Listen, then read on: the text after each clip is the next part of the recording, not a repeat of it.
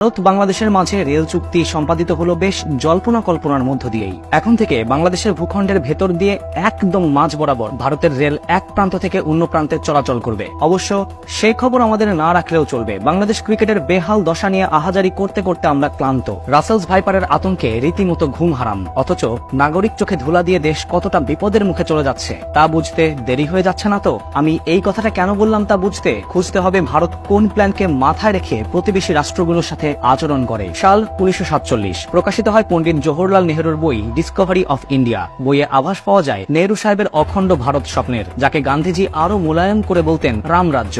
নেহরুর এই রামরাজ্য বা অখণ্ড ভারত বিনির্মাণের তাত্ত্বিক নাম নেহরু ডক্ট্রিন। ভারতের স্বাধীনতার অন্যতম স্তম্ভ এই তত্ত্ব সর্বোপরি ইন্ডিয়ান ডক্ট্রিন নামেও পরিচিত। এই তত্ত্ব বলছে ভারত অবিসম্ভাবীভাবে তার আধিপত্য বিস্তার করবে। ভারত মহাসাগরীয় অঞ্চলে ভারত হবে সব রাজনৈতিক ও অর্থনৈতিক কর্মকাণ্ডের কেন্দ্র। ছোট জাতিরাষ্ট্রগুলো সাংস্কৃতিকভাবে স্বায়ত্তশাসিত অঞ্চল হিসেবে থাকবে, কিন্তু রাজনৈতিকভাবে স্বাধীন থাকবে না। ভারত দশকের পর দশক ধরে তাদের পরিকল্পনা সাজিয়েছে এবং তৎপরতা বৃদ্ধি করেছে। প্রশ্ন থেকে যায়, এসব তৎপরতার উদ্দেশ্য কি তবে বাংলাদেশের গ্যাস ও কয়লা ক্ষেত্র দখল করা, উপকূলীয় এলাকার গ্যাস উত্তোলন নিয়ন্ত্রণ প্রতিষ্ঠা করা, ট্রানজিট পাওয়া, সড়ক রেল নদীপথের কানেক্টিভিটি পাওয়া, চট্টগ্রাম বন্দর সুবিধা পাওয়া, চট্টগ্রামের গভীর সমুদ্র বন্দর স্থাপন করা, সব মিলিয়ে রেলের মাধ্যমে বাংলাদেশকে অখণ্ড ভারতের রাজ্যে রূপ দেওয়া?